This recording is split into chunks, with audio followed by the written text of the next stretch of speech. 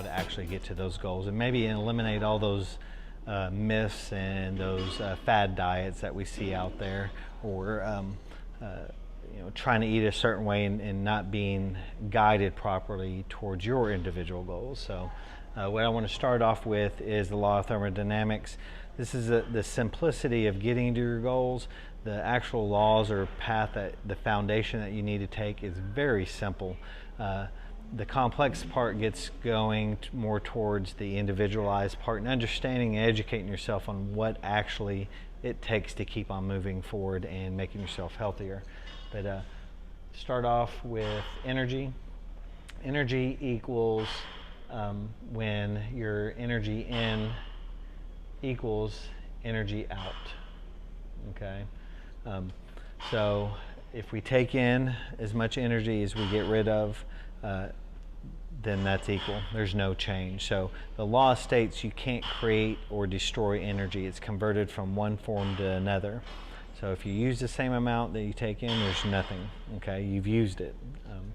Now, if we take in more in than out, then there's an excess of energy. So what does your body do to excess energy, or calories? So a calorie is a measurement of energy.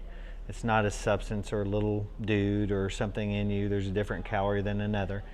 So energy is a measurement. So if you've taken in more, your body has excess. So what does it do with excess calories? It stores it as fat. So we don't want that. If you take in less in and you have more out, then you have a deficit of energy, which means what? You're going to lose. Okay, so you want to keep in mind that concept. So it all comes back down to that. I don't care what diet says what. This law is the law. So if you keep that in mind when you're trying to make decisions on something, always think back to the energy in to energy out equation. So that's going to bring us to the amount you burn in a 24-hour period. And this is your metabolism, all right? And what makes up your metabolism is going to be your weight, which is composed of your fat and your lean mass or muscle, okay? Your height has something to play with it. If someone's 7 foot tall to 5 foot tall, then the 7 foot tall person doing the exact same movements and activity in a day have further distance, so they're going to burn a little bit different in calories than someone that's shorter.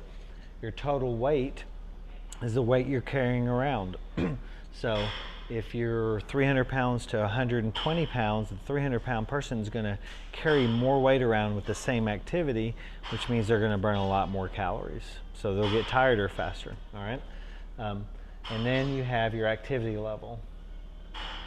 So your activity level is going to be huge on how many calories you burn a day, whether you're sitting behind a desk digging ditches or the amount you work out in a day, okay? But what's going to have the biggest impact on your activity is what you're doing all day, not just 30 minutes or an hour in the gym. It's the other 23 hours of the day that matter, all right?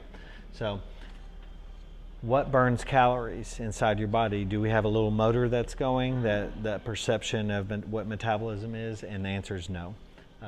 It's your lean mass. Your muscle mass is actually the engine in you that burns the calories, that needs the calories to function and do work.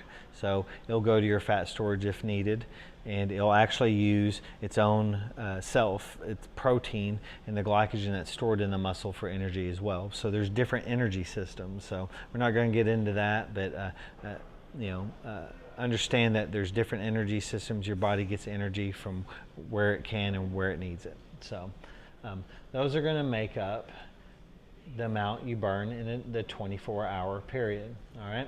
So we know if you eat above it, you're going to gain, and if you eat below it, you're going to lose, right?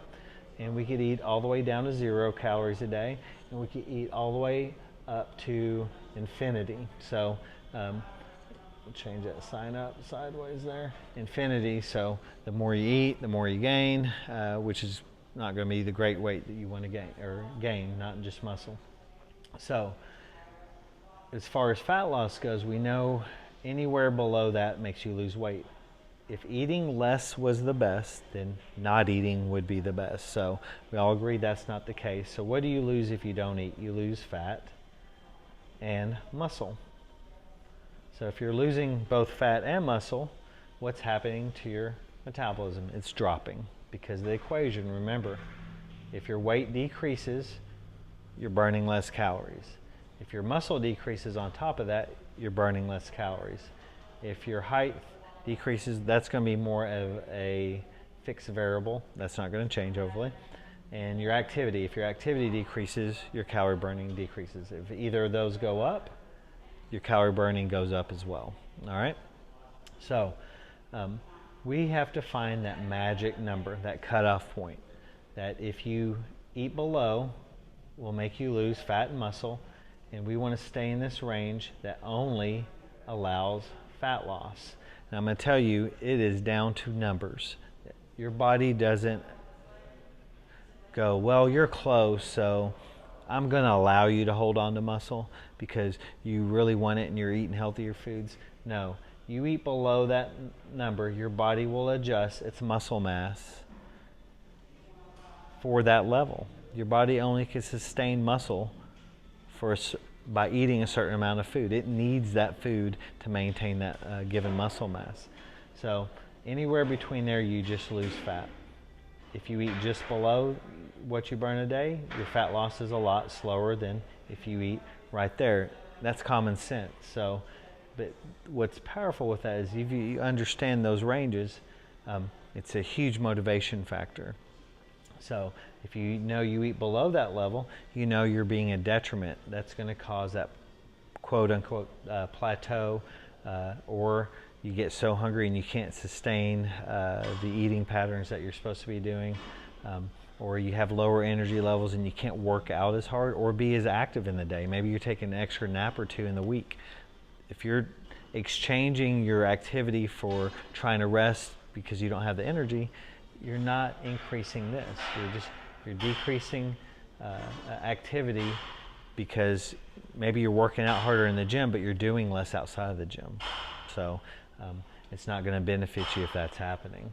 So we want to make sure we maximize your calorie eating so you have the energy levels. Now, eating above, there is a certain point. If you eat above, you gain muscle if you're working out, and fat. We want just to increase lean mass. So there is a range there, and that has to determine on your given workout. So how many days a week you're working out. So we do figure all those numbers out as well. Now, if you're working out and you're losing body fat, actually if you eat just above your maintenance, because there's two ways we want you to lose body fat, is by your eating, just at a certain deficit, that will cause a certain pace weekly, and then your added exercise, your added activity in the day, in the week, will add to a little bit more body fat loss. So if I have a client that eats up to their maintenance, and then they eat just above their maintenance, they still won't put on fat, okay? Because that exercise elevates your baseline. So you'll be able to control your eating more when you understand where these levels are. Now, as far as your macronutrients, which is your fats, your proteins, and your carbs, these have to do with what's going to allow you to control your hunger, your energy levels, all these. Carbs are your protein-sparing foods. Your body's always trying to use energy. All right, so if we want to increase the amount of energy we use by increasing our activity, remember, we're eating at a deficit. So we need to make sure this is premium to allow your success in that fashion and not hit rock bottom. Everyone has the energy at the beginning. It's not about how good you do at the beginning. It's weeks into it, where are you at? That is the important part. Is, you know, with my athletes, the same thing. It's not how good you are when you're fresh in the workout. It's when you're really fatigued and your movement patterns start changing and you start failing more at doing the exercise and your posture goes out. That's when it matters. That's when we want to get better. And it's the same thing with fat loss.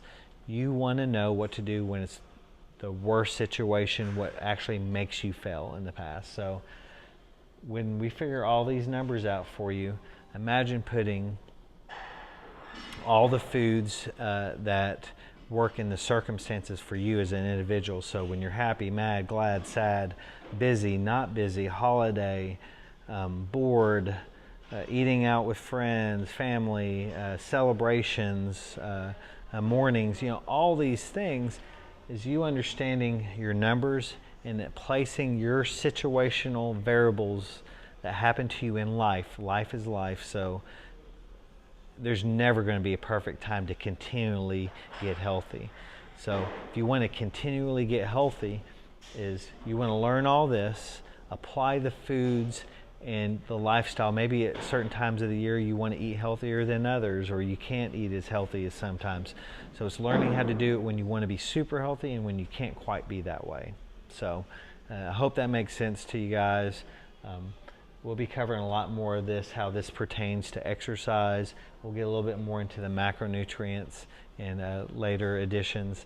But make sure you check out our website at www.syncfitnessandmovement.com. If you haven't, check out our Facebook page. Please set a review on there, how you like the video or how you like the gym. But make sure you check us out, and talk to you later. Bye.